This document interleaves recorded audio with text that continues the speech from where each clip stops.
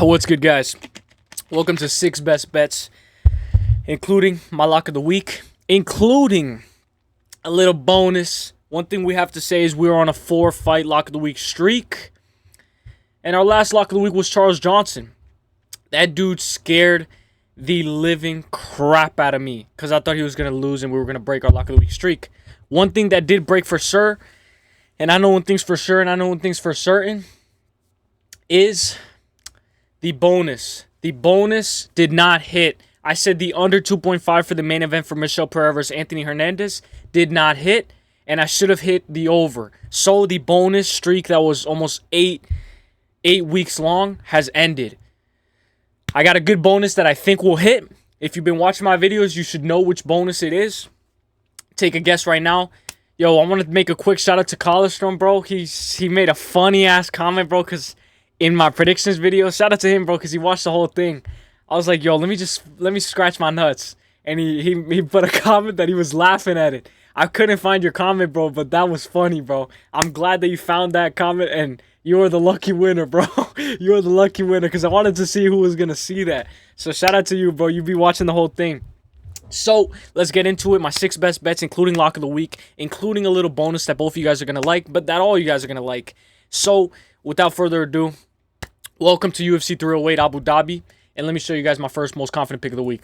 Rinat Fakhretdinov faces off against Carlos Leo. We know that the bout order has shifted, so he's going to be the first fight of the night.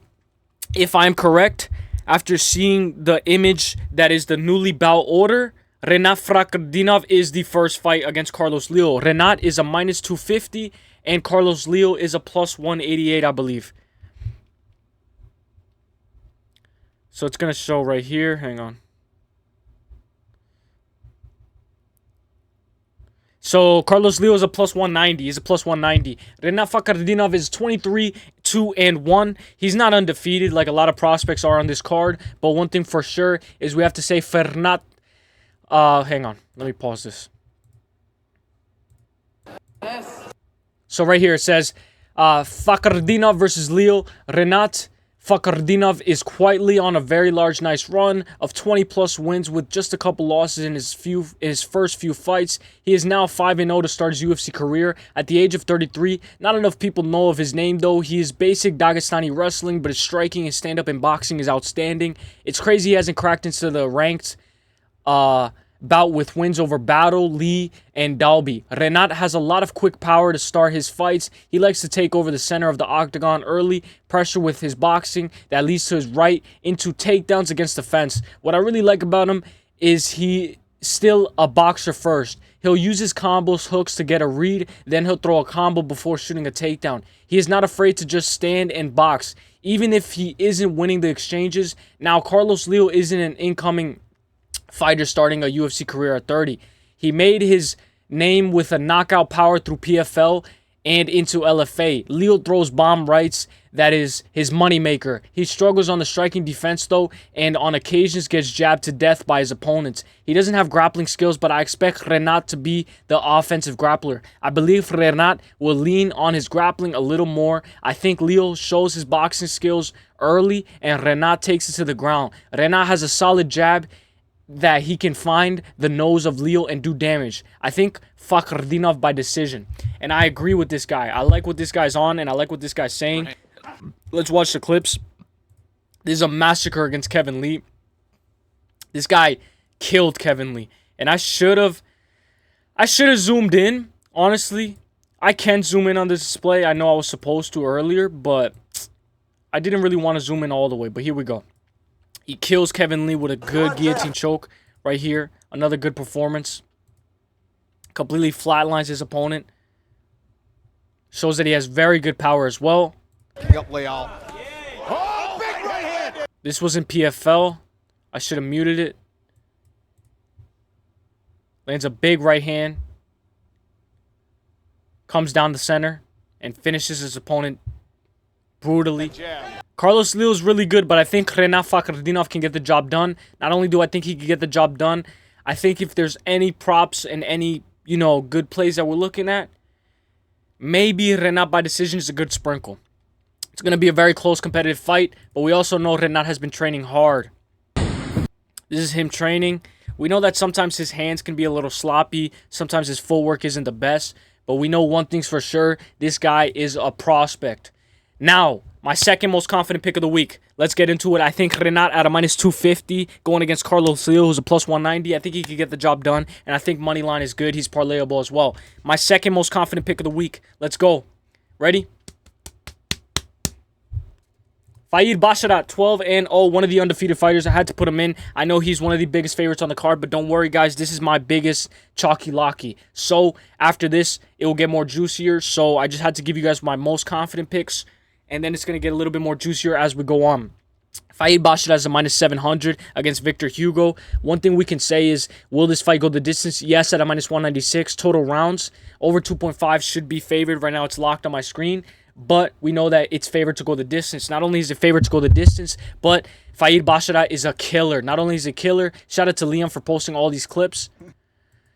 But we know one thing's for sure. This guy has a very good rear naked choke. This guy tapped, and then he said... He tapped? He said, what? Like, I thought he tapped. So, we know that if there's a situation like this, I doubt it happens. We know he stays in the position, and he's able to submit him twice. He submitted this guy twice. He literally submitted this guy twice because he did a fake tap. But we know Faid Basharat is here to win. He's not here to just collect a paycheck like his brother, Javid Basharat. I think Faid Basharat is the way better brother.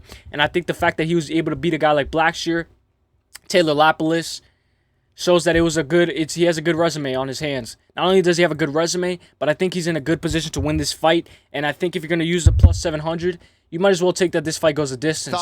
Not only could we take this fight goes the distance, but we could take Faid Basharat by decision, and we could use him as a parlay. This is him getting a nice submission on his opponent.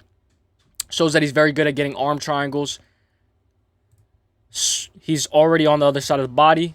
It's already tight. It's already locked in. It's already wrapped up. And we know Faid Basharat puts him to sleep. Very, very good win. Impressive, too, how he's able to move all the way onto the other side. That tight, nobody's getting out of that squeeze. So, Faid Basharat's one of my most confident picks. My second most confident pick of the week, Renat and Faid. Here's my third most confident pick of the week, guys. I hope you guys like it. I've been trying to look for dogs this entire card. I've been trying to look for some juice money. So, without further ado, let me show you my third most confident pick of the week. Bruno Ferreira is facing off against Abus Magomedov. Bruno Ferreira is a +122. Abus Magomedov is a -156. Will this fight go the distance? No, at a -380. The bookies have it that this fight's not going to go the distance. And if you want to take any type of method of victory, if you want to take Bruno Ferreira by KO, it's +270. But another thing, too, I think this fight's not going the distance at all. Bruno Ferreira by KO or on points at a +160 is perfect because I don't see Bruno Ferreira getting a decision. I think Bruno Ferreira is either going to finish this fighter or get finished himself. This is a guy who has been finished one time in the UFC against Nozatan Raziboev, and he got finished badly in that fight. He got completely knocked out. So we know if anybody can do it, Abus can maybe throw a nice front kick to the head and maybe knock out Bruno Ferreira. But I think if Bruno Ferreira is able to get his flow down, get his fluidity down, get his flow state going, get his head movement going, he should be able to win this fight comfortably, and he should be able to put out a guy like Abus Magomedov. If we look at his Instagram, this guy is on demon time. We saw his last knockout against Dustin Stolfus, where a lot of people aren't getting a lot of knockouts because the gloves have changed. One thing we know is that this guy can also throw spinning elbows. He said, F it, I'm going to throw a spinning elbow. I can't knock this guy out. Let me throw a spinning elbow from hell. And he put his ass down, and he showed that he has that power. I can definitely see maybe a spinning elbow landing, but I don't want him to throw too much of those because we know that Abus Magomedov is going to grapple if he needs to. Bruno Ferreira, prior to the UFC, has vicious ground and pound. Not only does he have vicious ground and pound, but he shows that he's in this game for a long time. He's not in this game for he's in this game for a good time, not a long time. And we all like fighters like this. This is him against Phil Hawes doing a nice sweep. We know Phil Hawes is no longer in the UFC, but it shows that he also has good inside trips. I know sometimes a lot of people consider him sloppy, but he's just a powerhouse with a bunch of explosivity. So, give me Bruno Ferreira to beat Abus Magomedov at a +122. I'll just take the money line. Give me +122 to beat Abus Magomedov as my third most confident pick of the week. And my fourth most confident pick of the week. The lock of the week is going to be my sixth most confident pick of the week, so we have two more. So, my fourth most confident pick of the week, here we go. Medabik Otabai, who's 13-1-1. So he has 1 loss and 1 draw. Medabik Otabai is a -330. Mateus Rebecki is a +240. Medabik Otabai showed on his Instagram. Maybe not today, maybe not tomorrow, and maybe not the next month. But only one thing is true. I will be champion one day. I promise. I promise. But you never be alone.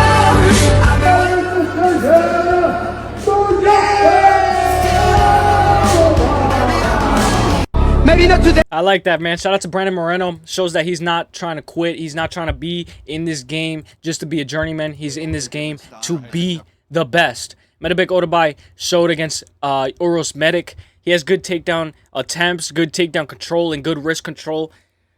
A lot of people like to cheat by going inside the glove, but Medabik Otabai is very good at holding the wrist, controlling the wrist, having good top control, taking the back, transitioning, and then trying to find submissions.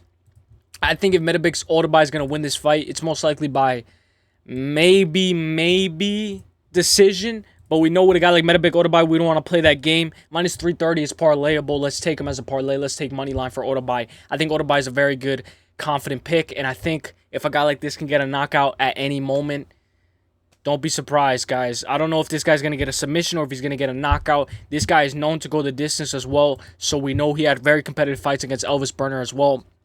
And we know a guy like this is here to win. So whatever it takes to win, he's going to do it. So if it takes him 15 minutes to win, he'll do it instead of just trying to find an easy way out and try to just get the finish. He's not known to be a guy who's just going to chase the finish, but we know if the finish is there, he'll capitalize on it. So I think Medabik Otabai is a very good confident pick for this week. I know he's a -330, but let's say we put Medabik Otabai with Faid Basharat. I think that's already a good parlay, a little nice 2-legger that you have already. So that was my 4th pick. So I put Reina Fakardina, Farid Basharat, Bruno Ferreira, and now Medabik Otabai, my 5th most confident pick of the week. Here we go. I'm going against Jacob from We Want Picks. Here we go. Shara Bullet Magomedov. Shara Bullet Magomedov is fighting on the main card. Not only is he fighting on the main card, but he's taking on Armin Petrosyan, who's a +136. Shara Bullet Magomedov is a -174. He's -150 on some other bookies. But one thing is that this guy is not going to be this low in his entire career again. I think if we're looking at odds and we're looking at a guy who's undefeated at a -174, this is the lowest I've ever seen his price tag throughout his entire career. He's went the distance twice out of his 3 UFC fights. And we know one thing is that this guy has very good kicks. He's very kick heavy. Shara Bullet is a problem for anybody. Step by step, I will become a champion. Remember my name. This picture, bro. This is my division. He looks like a lion. Yeah, he looks like Scarface. The pirate is here.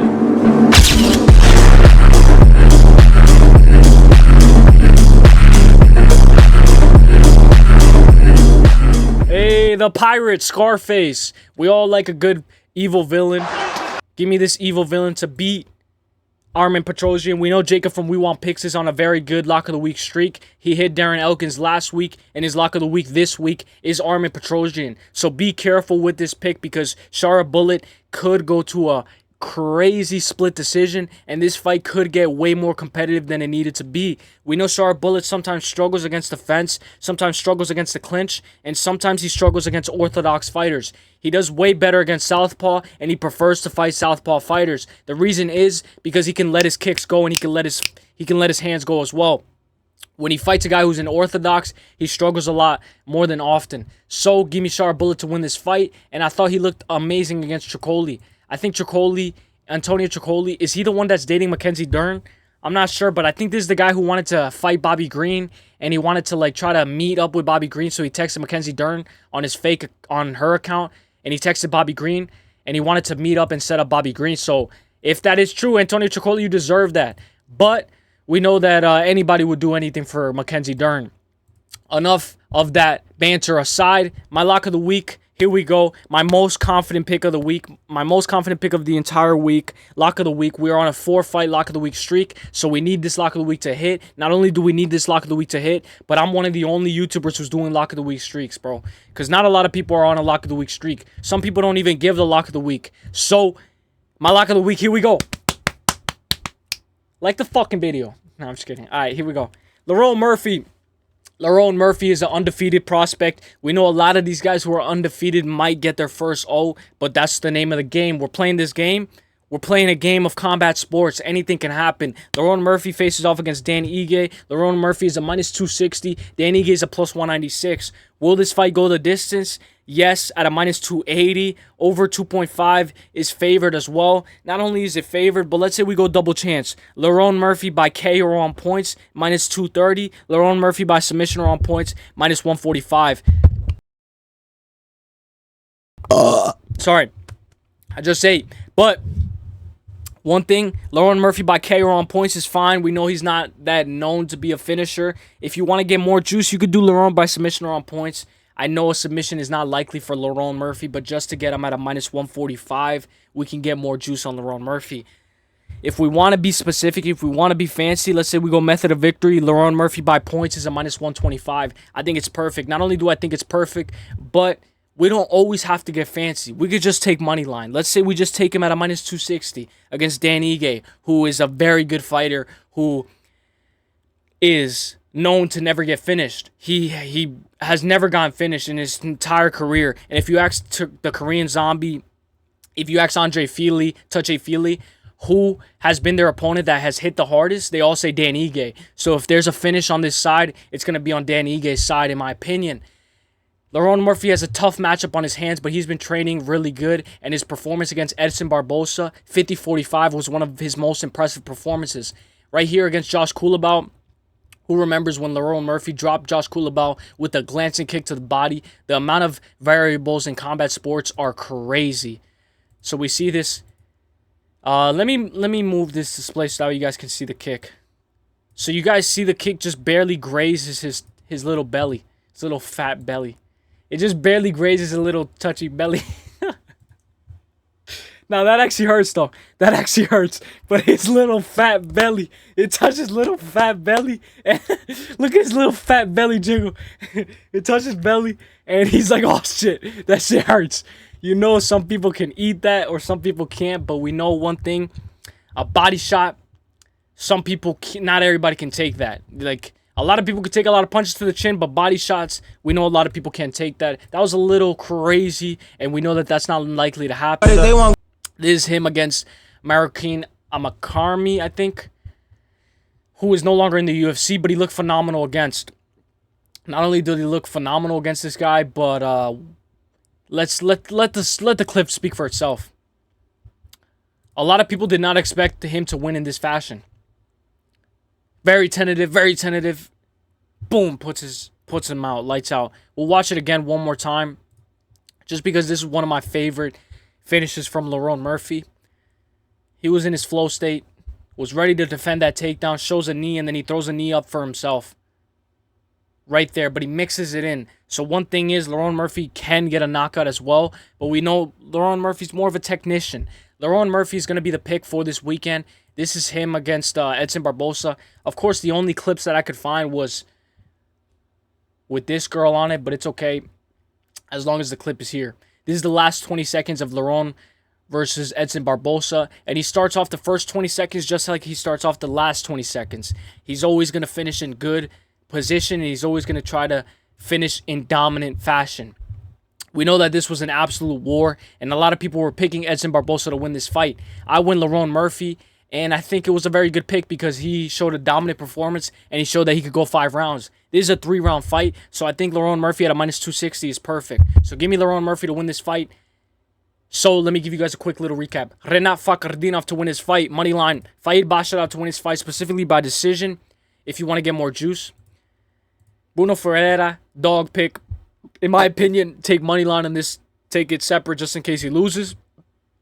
4th pick, Medabek Orabai. My 5th pick, Shara Bullet Magomedov. And my lock of the week, Lerone Murphy. I was going to do lock of the week as Shara Bullet, but when I saw a lot of people are seeing what Amr Petrosian can do, I went, let's go Lerone Murphy. Let's get a good lock of the week, and let's get this streak going. And let's play like Goku, because we're fucking Super Saiyan in this bitch. So, now it's the bonus. What's going to be the bonus? If you guys know me, and you guys watch these videos for a long time, you guys are hardcore, even though we haven't had this channel for a long time, you know the bonus is going to be an over. what kind of bonus is going to be the over. FanDuel wanted to play this little game where they were doing over 4.5. No, over 2.5. No, we're actually going to change it. So they were changing it all over the place. So jump on this now if you see this, because it might not be there on Saturday. The over is going to be over 3.5 rounds at a -120. The under 3.5 is a -106. So there's a point where you can either pick your poison. Under 3.5, -106. Over 3.5, -120. So does this fight touch the 4th round? 2 minutes and 30 seconds into the 4th round. So that's 5, 10, 15, 16, 17 and a half minutes. And shout out to Volkan, because when I said it was over 50 seconds, it wasn't 50 seconds. It was 2 minutes and 50 seconds. So thank you for reminding me about that. So does this fight go over 17 and a half minutes or not? I think it does. And a lot of people think Ilia Topuria is going to knock out Max Holloway. I think it's going to be a little bit more competitive. And we've seen even when Max Holloway's losing every single round, like in Volkanovski in the 3rd fight, he still is there. He's still fighting. He's still moving. He's not a guy who's going to quit. None of these guys are going to quit unless there's maybe a submission. Then the over 3.5 could be in jeopardy. But one thing for sure, over 3.5 at a -120, pick your poison. If you want to do the under 3.5 at a -106 and you think Ilia Topuria can get the job done early, then that's fine. Me personally, I'm going to go the over 3.5 at a -120 because I think it's one of the most likely outcomes, and I think Max Holloway is known to go to the distance a lot, and Ilia Topuria has gone 5 rounds before against Josh Emmett. Although he's a very high finisher at the highest caliber of UFC, I think this fight is probably going to go the distance as well. So if you can get either juice on either side at a -120, I'll take that. We know, shout out to my guy Mamron, you guys should follow this guy. This guy's a beast.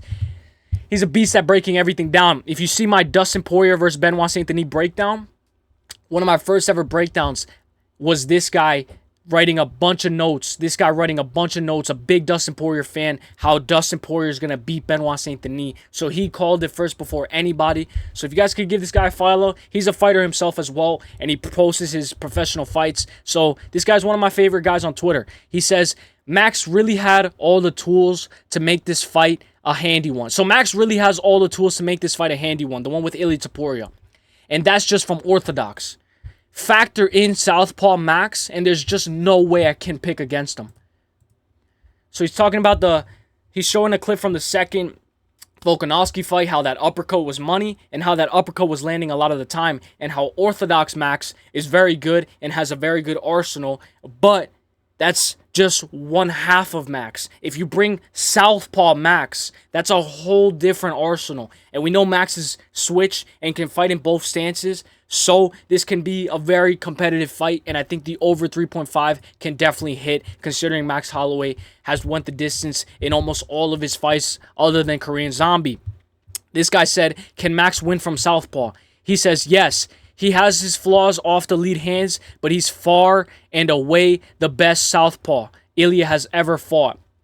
So, Ilia Topuria is not really known for fighting good southpaws, so we know if this guy's a conventional stance, he can make it a little bit more competitive and last a little bit longer. So, I think the over 3.5 at a -120 should hit. And this is a little bonus. This is a little bonus. I just wanted to show you guys that. For people to understand why shout out to the soccer fans. Barcelona. Yeah, I got gifted from. He got gifted a Barcelona jersey, and Ilia Topuria is a big Real Madrid fan because he's from Spain. Barcelona. Yeah. And they gave me the number 9 for striker. Because they know. So Barcelona is playing Real Madrid on Saturday pretty much at the same time you guys are going to be. So if you're going to watch that game, he supports Real Madrid. Barca's going to win that game. Barcelona's going to win that game. Barcelona kid, so. Yeah, Barcelona kid. So I guess the Barcelona go 2-0 Saturday night. Yes, sir. Yes, sir, my boy. Well, thanks. Just for people to understand. And then he says thanks. Well, thanks a lot. Thank you. Gracias. That was a great gift, bro. That was a great gift. And then it shows me watching their beef like, this motherfucker looks like a drug dealer, bro. All right, so that is my entire picks for UFC Vegas Abu Dhabi. Thank you guys for watching. I hope you guys enjoyed this video. And if you guys like the lock of the week, let me know. And if you guys think the bonus hits, let me know. If you guys have a better bonus, let me know. The over 3.5 at a -120 and Lerone Murphy. Let's put it in a 2-leg. Let's get it. And if you want to do it, you could do Renat Fakhretdinov, Faid Basharat, Medabek Otabay, Lerone Murphy. And that's a 4-leg parlay plus money already. If you want to split it, we could do Medabek Otabay, Shara Bullet, and Lerone Murphy. That's a perfect one as well. So let me know if you guys want more juice. Let me know if you guys like this video. I'll see you guys in the next one. Let's get it. Let's get it. Let's get it. Let's get it. Let's get it. Super Saiyan 4 UFC 308, baby. Let's get it. Peace.